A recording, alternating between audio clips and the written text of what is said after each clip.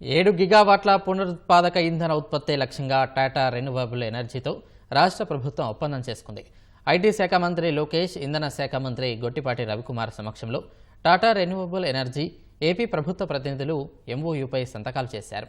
ఈ ఒప్పందం ద్వారా రాష్ట్రానికి 49,000 కోట్ల రూపాయల పెట్టుబడులు రానున్నాయి. గ్రీన్ ఎనర్జీ లక్ష్యాలు చేరుకునేందుకు ట్రాన్స్ఫర్మేషన్ను వేగవంతం చేయాలన్న సీఎం చంద్రబాబు దార్శనికతకు అనుగుణంగా ఈ ఒప్పందం చేసుకున్నట్లు మంత్రి నారా లోకేష్ తెలిపారు. రెన్యూవబుల్ ఎనర్జీ రంగంలో 10 లక్షల కోట్ల పెట్టుబడులు, 160 గిగావాట్ల పునరుత్పాదక శక్తి సామర్థ్యం ప్రభుత్వ లక్ష్యమని చెప్పారు. మరోవైపు పరిపాలనలో ఎమర్జింగ్ టెక్నాలజీని అందిపుచ్చుకోవడంలో వేగం సాధించడానికి రాష్ట్ర ప్రభుత్వం, వాద్వానీ ఫౌండేషన్ మధ్య మరో అవగాహన ఒప్పందం కుదిరింది. మంత్రి లోకేష్ సమక్షంలో ఉండవల్లి నివాసంలో ఇరుపక్షాల ప్రతినిధులు సంతకాలు చేశారు. కృత్రిమం మీద ఆధారిత service delivery, transformation, policy making, capacity building ఈ ఒప్పందం ముఖ్య ఉద్దేశం.